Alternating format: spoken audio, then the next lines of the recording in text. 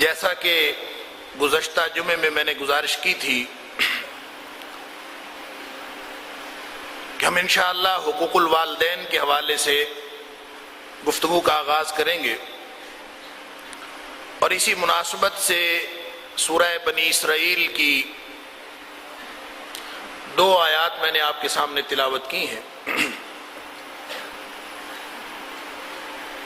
جب ہم حق حقوق کی بات کرتے ہیں،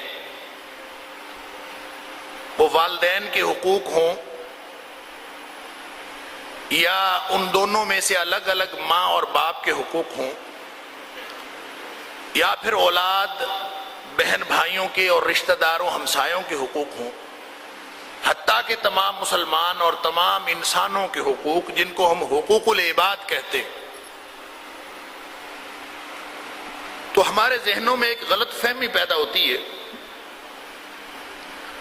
کہ شاید یہ حقوق العباد حقوق اللہ سے الگ ہے، اور سارا دین ہم نے 2 بڑے حصوں میں تقسیم کر رکھا ہے۔ کچھ باتوں کو ہم حقوق اللہ قرار دیتے ہیں اور کچھ باتوں کو ہم حقوق العباد قرار دیتے ہیں، اور جب حقوق اللہ اور حقوق العباد کی بحث الگ الگ ہو جاتی ہے تو پھر یہ بحث شروع ہو جاتی ہے کہ حقوق اللہ زیادہ اہم ہیں یا حقوق العباد زیادہ اہم ہیں۔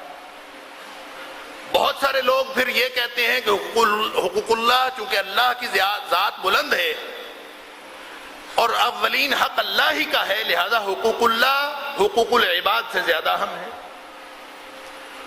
جبکہ دیگر لوگوں کا خیال یہ ہوتا ہے کہ اللہ کے حق تو اللہ نے خود معاف کرنے، وہ کر سکتا ہے، اور نبی پاک صلی اللہ علیہ وسلم نے جو معافی کا نظام بتایا ہے اس میں بھی یہی ہے کہ اللہ اپنے حقوق تو ویسے ہی معاف کر دے گا جس کو چاہے گا، لیکن حقوق العباد اس وقت تک معاف نہیں ہوتے جب تک کہ کسی بندے کا جو حق مارا ہے وہ اس کو نہ دیا جائے، چوتھی شرط شامل ہو جاتی۔ تو اس سے بھی یہ پتہ چلتا ہے کہ حقوق العباد شاید زیادہ اہم ہے۔ تو اس بنیاد پر یہ بحث کہ حقوق العباد زیادہ اہم ہیں یا حقوق اللہ، اگر یہ بحث کی حد تک رہے تو پھر بھی شاید قابل قبول اور قابل برداشت ہو، یہ آگے ہمارے اعمال کے اندر یہ ریفلیکٹ ہوتی ہے، اور نتیجہ اس کا یہ نکلتا ہے کہ کچھ لوگ صرف حقوق اللہ ادا کرتے ہیں، حقوق العباد کی طرف توجہ نہیں دیتے، اور کچھ لوگ حقوق العباد کا کام کرتے ہیں، وہ کہتے ہیں حقوق العباد زیادہ اہم ہے، لہذا خدمت خلق کرنی چاہیے، ہمسایوں کا حق دینا چاہیے، لوگوں کی عزت کرنی چاہیے، نماز روزے کی خیر ہے، اللہ ویسے بھی معاف کر دے۔ یہ ایک ایسا خلط مبحث ہے، یہ ایسی پیچیدگی ہے دین کے اندر کہ ہم نے دین کے حصے بکھرے کر رکھے ہیں، ان 2 بڑے حصوں کے علاوہ چھوٹے چھوٹے حصے کر رکھے، کہ ایک شخص کہتا ہے میں یہ والا کام کر لوں گا دوسرا نہیں کروں، ایک کام کو پکڑ لیا اور اسی کو سمجھ لیا کہ یہ دین ہے اور باقی سارا چھوڑ دیا۔ اللہ کا دین، دین اسلام اس طرح سے ٹکڑیوں میں بٹا ہوا دین نہیں ہے، یہ مربوط دین ہے۔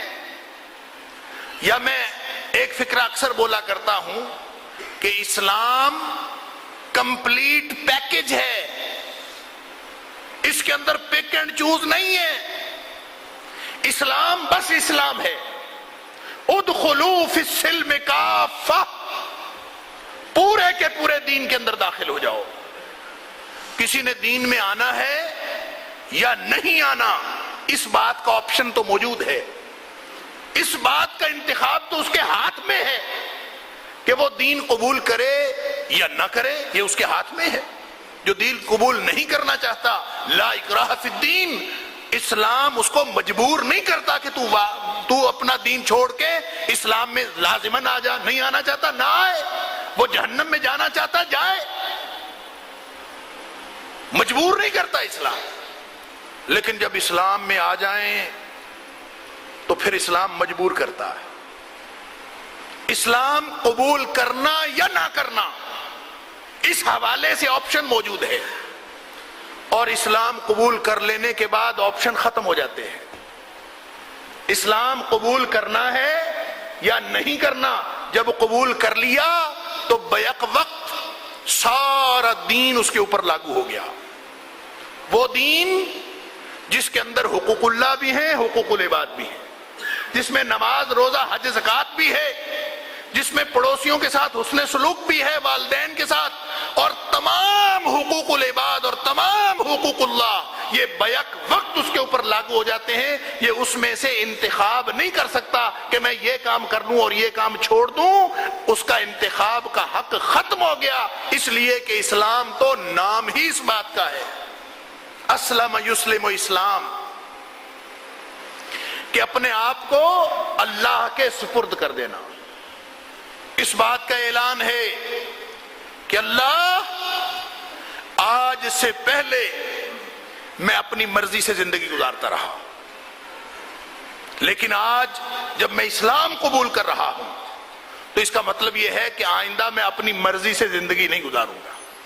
آئندہ کی زندگی تیری مرضی سے گزرے گی اور تیرے نبی صلی اللہ علیہ وسلم کے طریقے پر گزرے گی. یہ ہے وہ معاہدہ جو انسان اسلام قبول کرنے کے بعد کرتا. اب آپ فرمائیے کہ جب انسان یہ معاہدہ کر کے اللہ کے ساتھ کہ اللہ آج کے بعد میں تیرا، مرضی تیری چلے گی میری نہیں چلے گی، تو پھر پورے کے پورے دین پر عمل کرنا اس کے ذمے ہو جاتا ہے. اس کے بعد پک اینڈ چوز، اپنی مرضی کی چیزوں کا انتخاب، اس کی گنجائش کہاں باقی رہ جاتی؟ کچھ باقی نہیں بچتا. جب اس نے اپنے آپ کو مکمل طور پر، اور اگر کسی نے اپنے آپ کو ذرا سا فرق رکھا، کچھ باتیں اللہ کی مانوں گا، کچھ باتیں دل کی مانوں گا، کچھ باتیں اللہ کی مانوں گا، کچھ باتیں اپنے بڑے کی مانوں گا، کچھ باتیں اللہ کی، کچھ اپنے لیڈر کی، کچھ باتیں اللہ کی، کچھ اپنے قائد کی، کچھ باتیں اللہ کی، کچھ باتیں اپنے خاندانی سربراہ کی. جس نے اس طرح کا کام رکھا یہ شرک ہے، یہ توحید نہیں ہے، یہ شرک ہے اور اللہ کو یہ پسند نہیں ہے. سارے گناہ معاف کر دے گا وہ، شرک نہیں اس نے معاف کر.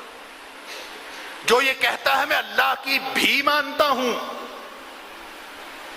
یہ اس کو پسند نہیں. وہ کہتا ہے بار بار دہراؤ، سبق یاد کرو، اگر ذرا بھر بھی مفہوم میں غلطی ہے تو دہراتے ہوئے ذہن سے نکال دو، اگر کوئی ملاوٹ ہے تو نکالو، اور بار بار دہراؤ یہ سبق. کیا؟ ایاک نعبد و ایاک نستعین.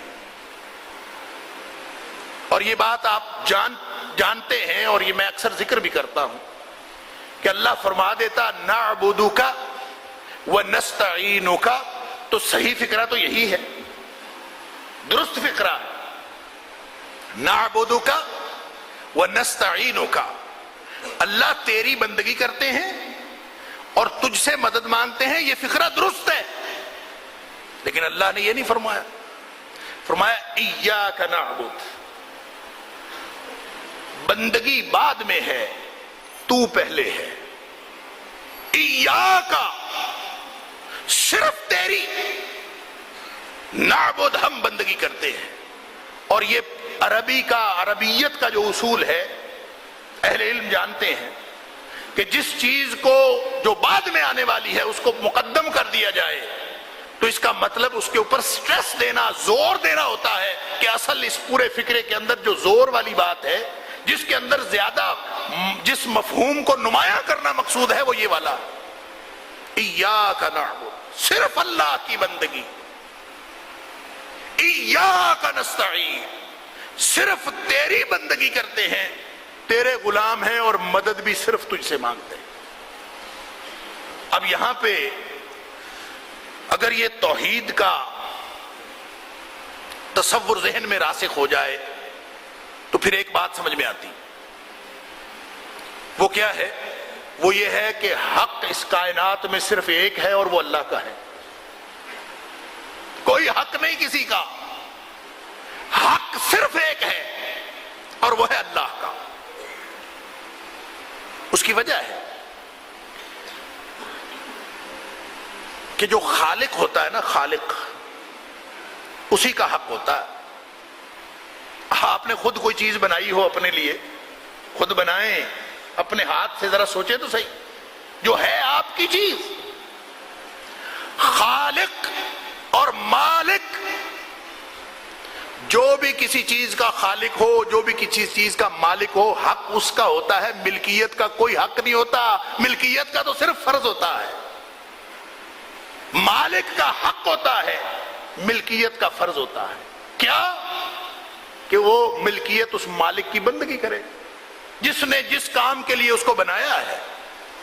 تو اس نے اعلان کیا ہے وَمَا خَلَقْتُ الْجِنَّ وَالْإِنسَ إِلَّا لِيَعْبُدُونَ، انسانوں اور جنوں کو پیدا کیا ہی صرف اس لیے ہے کہ یہ میری غلامی کرے۔ تو پھر اور کوئی حق باقی رہ گیا؟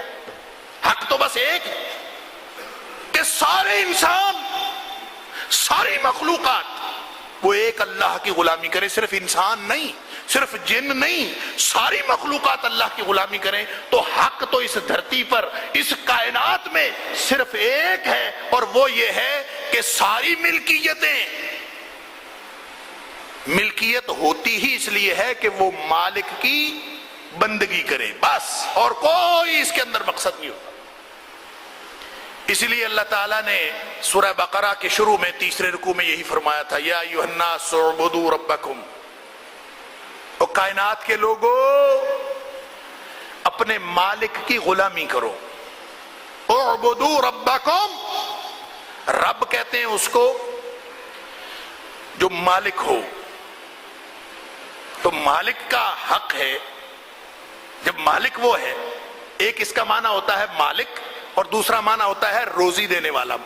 اس کا مطلب یہ ہے کہ جو مالک ہوتا ہے اپنی ملکیت کی روزی روٹی کا بندوبست کرنا اس کی ذمہ داری ہوتی ہے۔ رب کی ذمہ داری ہوتی ہے کہ وہ اس کی روزی روٹی کا بندوبست کرے۔ واللہ خیر الرازقین، رزق تو وہی دیتا اور وہی جس کو چاہتا ہے۔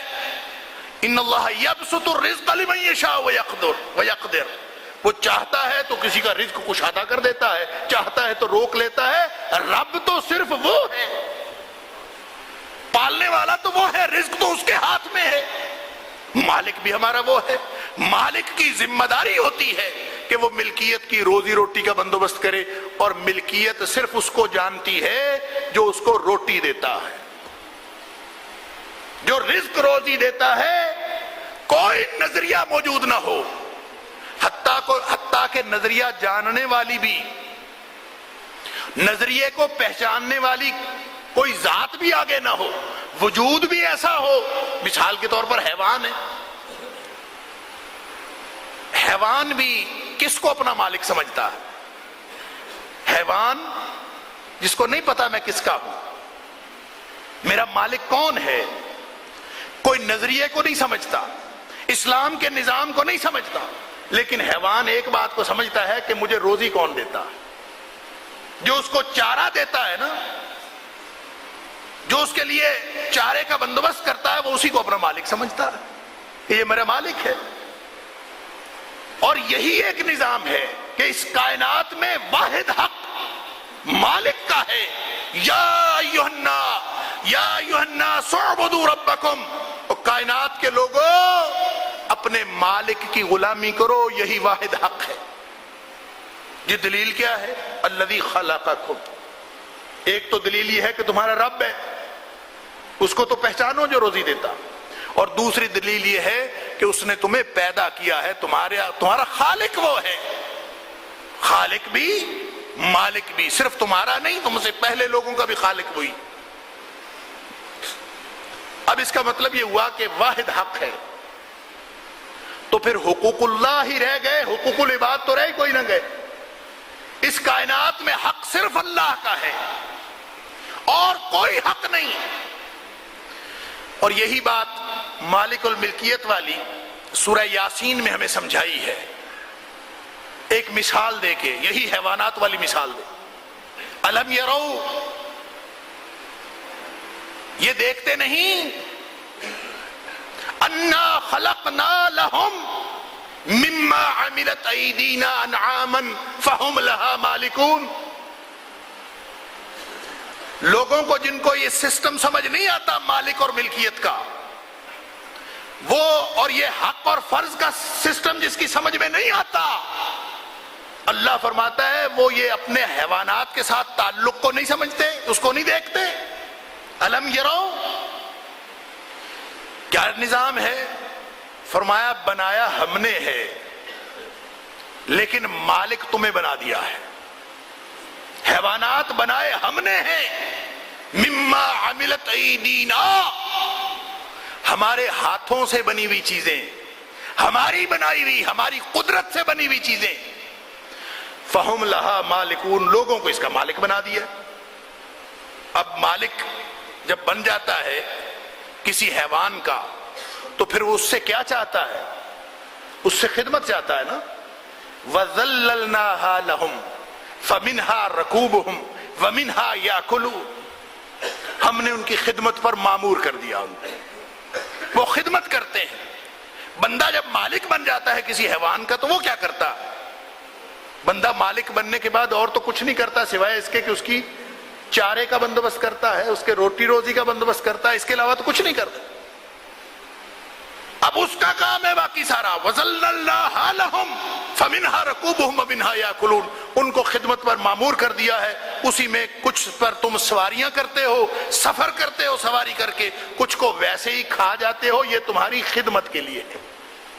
کہیں سے دودھ ملتا ہے، وَلَهُمْ فِيهَا مَنَافِعُ وَمَشَارِبُ، کوئی اور فائدے، کبھی اون لے لی، کبھی کھال اتار کے جیکٹ بنا لی، کبھی کچھ کر لیا، کبھی کچھ کر لیا، بہت سارے فائدے، اور اسی سے دودھ بھی پیتے ہو۔ وَمَشَارِبُ افلا یشکرون،